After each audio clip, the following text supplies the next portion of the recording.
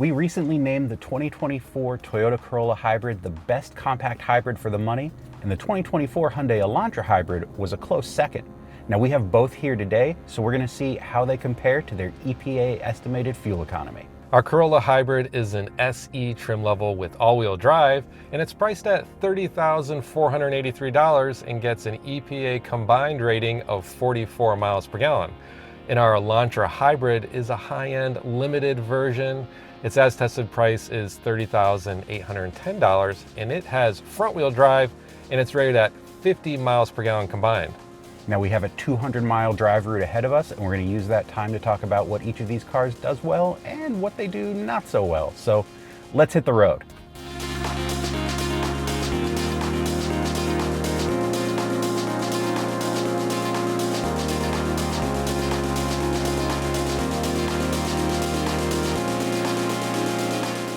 So this is our first of 4 stops. We've driven about 45 miles, and the Elantra Hybrid is getting 56.4 miles per gallon, while the Corolla Hybrid is getting 52.2. Now, it's largely been highway driving for this leg. We're gonna have some slower speeds later on. But one of the things that's really stood out to us in driving here and in some driving we did to these cars before is the ride comfort and composure differences. Yeah, and it's a really surprising difference because we're sitting in the Corolla Hybrid now, and it's the SE, the sport model. It's got sport tuned suspension, it's got 18-inch wheels and low profile tires. The Elantra is sitting on 17s with a thicker sidewall. It's a much more comfort oriented car. And yet we prefer the Corolla. The Corolla is much more composed over bumps. It stays flatter in corners. It's just a much more comfortable place to be from a ride quality perspective. It's really weird. Well, we have 150 or so miles to go, so let's get to the second leg. Let's go.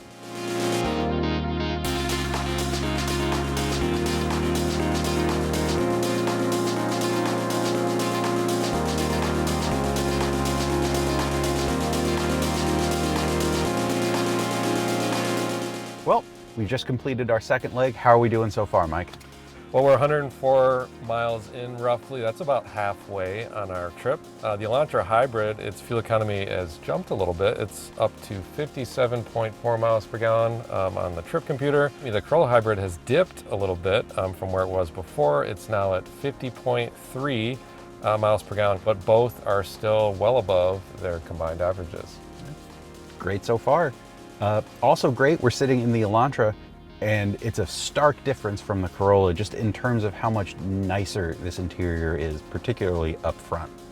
Yeah, it's interesting. It has more features, and I think overall, we thought the quality was nicer. Maybe not always the nicest materials in the places we would want them. One thing I noticed, if you like to rest your arm on the upper portion of the door, the Elantra Hybrid, it's hard plastic, versus the Corolla Hybrid, you get some soft touch materials, but otherwise well equipped from a features standpoint with power driver's seats, heated and ventilated front seats, and a memory feature for the driver. Yeah, it's all really nice. Fully digital gauge cluster too adds to that sort of upscale feel, and thankfully Hyundai has not gone to the touch panel yet, so we still get these very easy to use, nice feeling physical controls for audio and climate. We've got another 100 miles or so to go, including a lunch stop at Portillo's, so let's get back on the road. All right.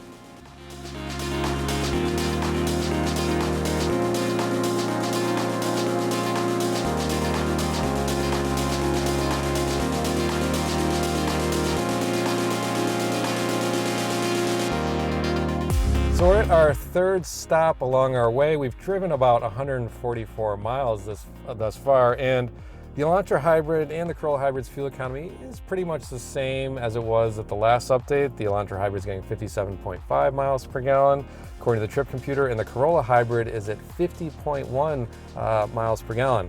But one thing we've noticed after kind of been in these vehicles and using them is really some differences with their technology. Absolutely, and it's interesting to me that we're in the Corolla to talk about tech, because I think we both agree that the Elantra is really sort of the tech winner here. The digital instrument panel, very easy to use, very great graphics, changes depending on your drive mode, and then the 10.25-inch touchscreen display is a lot easier to use. The graphics are better.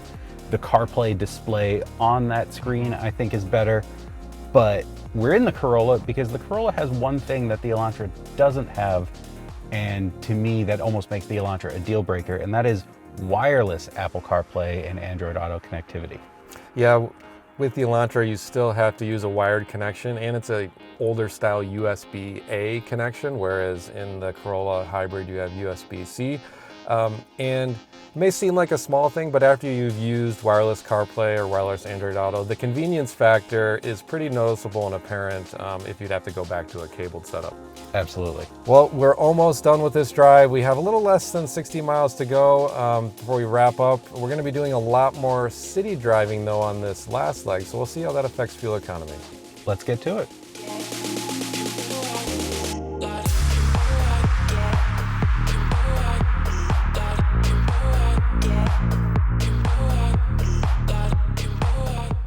All right, so we've wrapped up the mileage drive, and Mike, what were the results?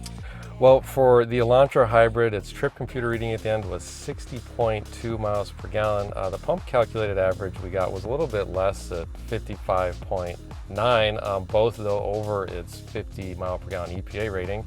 For the Corolla Hybrid, the numbers for trip and pump calculation were more similar. The trip computer read 53 versus 53.3 miles per gallon for the pump calculation. But again, both of those were well over the combined rating of the car of 44 miles per gallon. Now, it's important to note that this isn't a comparison between those numbers. We always expected the Elantra to do a little bit better.